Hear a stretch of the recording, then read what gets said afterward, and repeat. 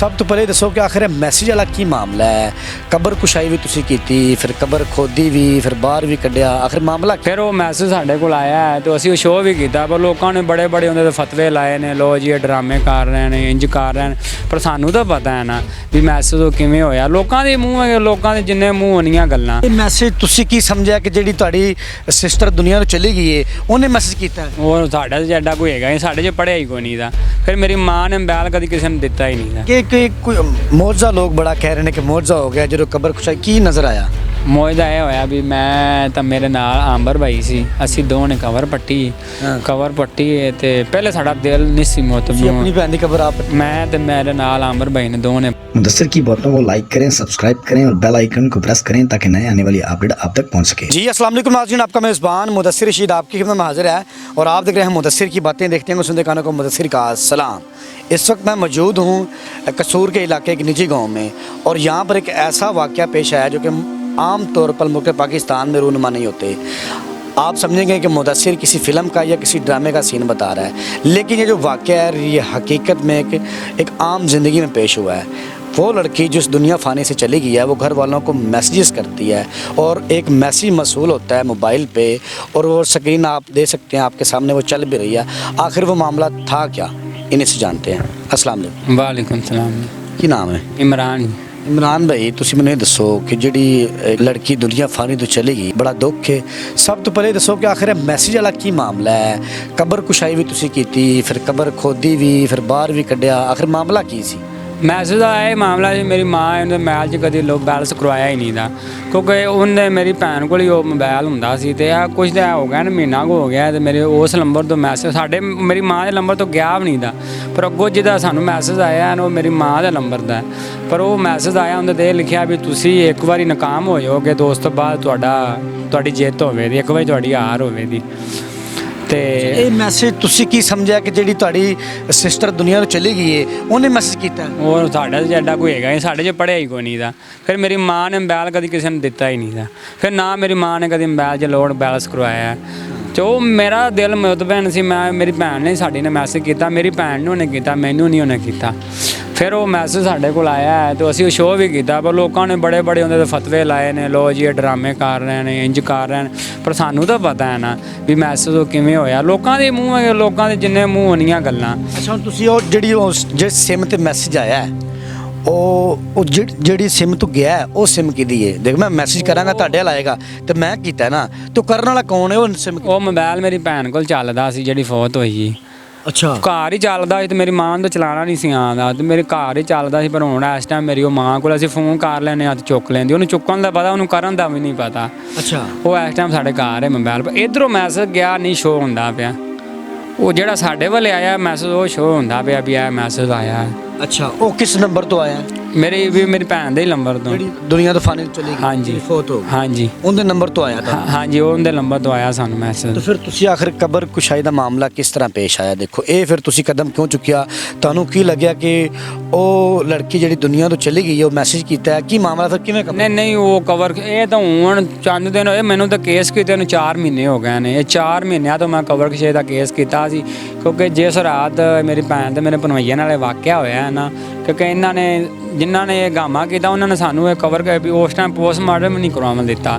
ਉਹਨਾਂ ਨੇ ਨਾ ਜਲਦਬਾਜ਼ੀ ਦੇ ਵਿੱਚ ਲਿਆ ਕੇ ਨਾ ਪੋਸਟਮਾਰਟਮ ਰੋਕ ਦਿੱਤਾ ਤੇ ਸਾਡੇ ਮਾਮੇ ਸੀ ਵੀ ਅਸੀਂ ਉਹਨਾਂ ਦੇ ਜਜ਼ਬਾਤਾਂ ਦੇ ਵਿੱਚ ਆਣ ਕੇ ਦਵਾ ਦਾ ਉਹਨਾਂ ਨੂੰ ਦਫਨਾ ਦਿੱਤਾ, ਪਰ ਮੈਂ ਨਹੀਂ ਇਸ ਗੱਲ ਤੇ ਮੁਤਮਿਨ ਹੋਇਆ।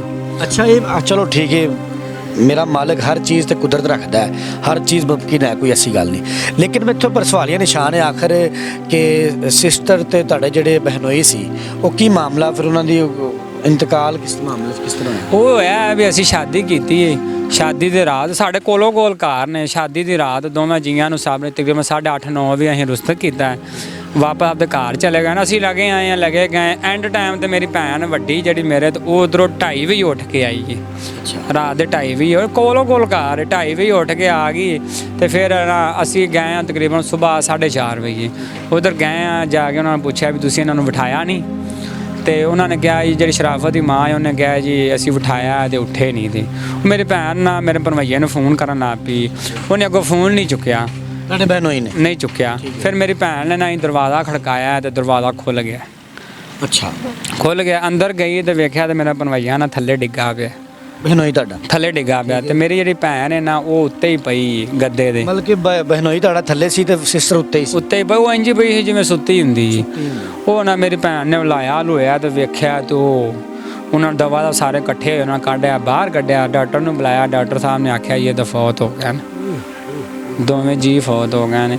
ਅੱਛਾ ਐਂਬੂਲੈਂਸ ਬੁਲਾਈ, ਐਂਬੂਲੈਂਸ ਬੁਲਾਈ ਇਹਨਾਂ ਨੇ, ਮੈਂ ਕਸੂਰ ਸਾਂ, ਇਹਨਾਂ ਐਂਬੂਲੈਂਸ ਬੁਲਾਈ, ਮੈਨੂੰ ਫੋਨ ਕੀਤਾ ਵੀ ਇੰਜ, ਮੈਂ ਯਕਦਮ ਚੌਕਸ ਕਿਵੇਂ ਹੋ ਸਕਦਾ ਰਾਤੀ ਤਾਂ ਉਹ ਨਾਲੇ ਭਲੇ ਕੋਈ ਬਿਮਾਰੀ ਨਹੀਂ, ਨਾਲੇ ਸ਼ਰਾਫਤ ਦੀ ਮੈਂ ਹੀ ਆਪਦੇ ਹੱਥਾਂ ਨਾਲ ਚਾਰਾਂ ਭਰਾਵਾਂ ਨੇ ਜੰਜ ਚੜੇ ਆ। ਸਾਡਾ ਮਾਮੇ ਦਾ ਪੁੱਤ ਸੀ, ਸ਼ਰਾਫਤ ਦੀ ਸੱਕੀ ਮਾਂ ਫੌਤ ਹੋ ਗਈ, ਖੁਸ਼ੀ ਤੇ ਸੱਕੀ ਮਾਂ ਫੌਤ ਹੋ ਗਈ, ਕੱਲਾ ਭਰਾ ਸੀ, ਬਾਕੀਆਂ ਦੀਆਂ ਭੈਣਾਂ ਨੇ 6, ਸੱਕੀਆਂ ਦੀਆਂ 2 ਨੇ ਤੇ ਮਤਰਈਆਂ ਦੀਆਂ 4 ਨੇ।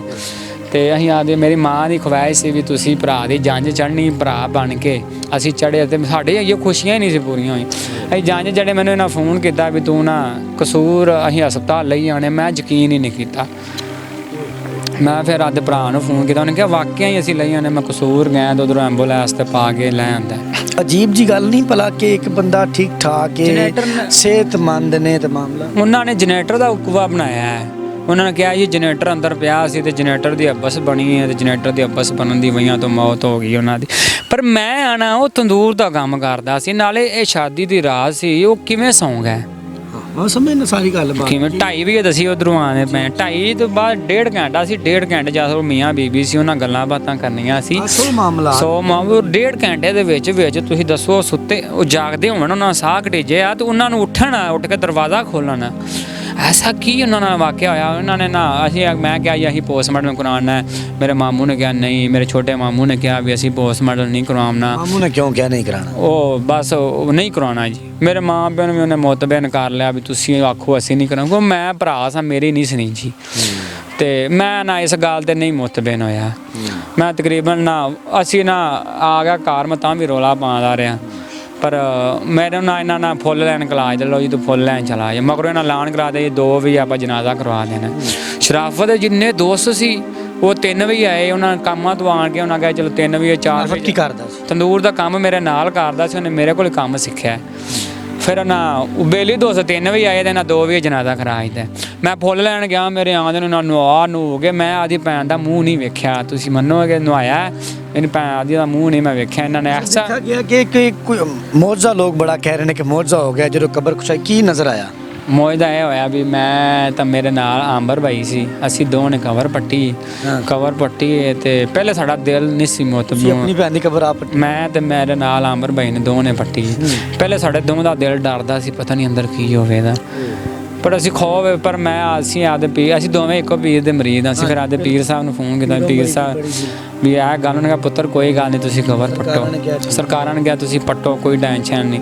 ਅਸੀਂ ਕਬਰ ਪੱਟੀ। ਜਦੋਂ ਅਸੀਂ ਸਲਾਪਾਂ ਤੇ ਪਹੁੰਚੇ ਆ ਨਾ, ਤੇ ਫਿਰ ਵੀ ਸਾਡਾ ਫਿਰ ਦਿਲ ਨਾ ਬੱਜ ਗਿਆ ਵੀ ਸਾਡੇ ਮੁਰਸ਼ਦ ਨੇ ਕਿਹਾ ਕੋਈ ਗੱਲ। ਅਸੀਂ ਪੱਟੀ ਵਿੱਚ ਹੀ ਫਲੈਸ਼ ਵਿਚਲੀ ਪੱਟੀ ਨਾ ਜਦੋਂ ਸਲੈਬ, ਤੇ ਜਦੋਂ ਵੇਖਿਆ ਮਜ਼ਾ ਤੇ ਕਫਨ ਉਵੇਂ ਹੀ, ਕੋਈ ਸਮੈਲ ਨਹੀਂ ਕੋਈ। ਅਸੀਂ ਪਹਿਲੇ ਨਾ ਆਂਬਰ ਭਾਈ ਨੇ ਮਕਸ ਲਾ ਲਿਆ ਪਰ ਮੈਂ ਨਹੀਂ ਸੀ ਲਾਇਆ, ਕਿਉਂਕਿ ਮੇਰੇ ਨਾਲ ਭੈਣ ਤੁਸੀਂ ਤਾਂ ਕਿਹਾ ਮੇਰੀ ਭੈਣ ਕਬਰ ਪੱਟੀ ਤੇ ਕੋਈ ਸਮੈਲ ਨਹੀਂ, ਕੋਈ ਗੱਲ ਨਹੀਂ, ਕਫਨ ਵੀ ਉਵੇਂ ਹੀ ਪਿਆ।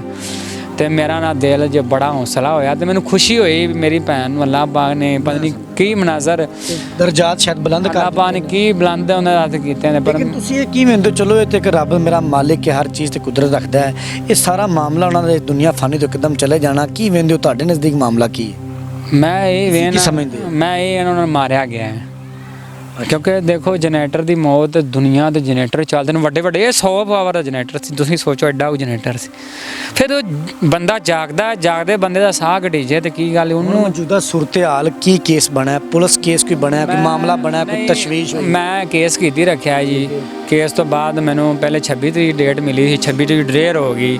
4 ਮਹੀਨਿਆਂ ਬਾਅਦ ਮੈਨੂੰ 26 ਤਰੀਕ ਡਰੇਅਰ ਮਿਲੀ ਵੀ 26 ਤਰੀਕ ਨੂੰ ਤੁਹਾਡੀ ਕਵਰ ਕਸ਼ਾਈ ਹੋਵੇ, ਤੇ ਭਾਈ 26 ਤਰੀਕ ਨੂੰ ਡਰੇ ਹੋ ਗਈ। ਫਿਰ 4 ਤਰੀਕ ਨੂੰ ਕਵਰ ਕਸ਼ਾਈ ਹੋਈ ਤੇ 4 ਤਰੀਕ 10ਵਾਂ ਮਹੀਨਾ 2023 ਤੇ ਉਹਨਾਂ ਨੇ ਕਿਹਾ ਜੀ ਤੁਹਾਨੂੰ 3 ਹਫ਼ਤਿਆਂ ਬਾਅਦ ਰਿਪੋਰਟ ਮਿਲੇਗੀ। ਪਰ ਮੇਰਾ ਦਿਲ ਨਹੀਂ ਮੁਤਮਈਨ ਹੁੰਦਾ ਕਿ ਇਹ ਪਾਕਿਸਤਾਨ ਹੈ, ਪਾਕਿਸਤਾਨ ਦਾ ਕੋਈ ਯਕੀਨ ਨਹੀਂ, ਅਗਲੇ ਪੈਸੇ ਦੇ ਕੇ ਵੀ ਖਰੀਦ ਸਕਦੇ ਨੇ।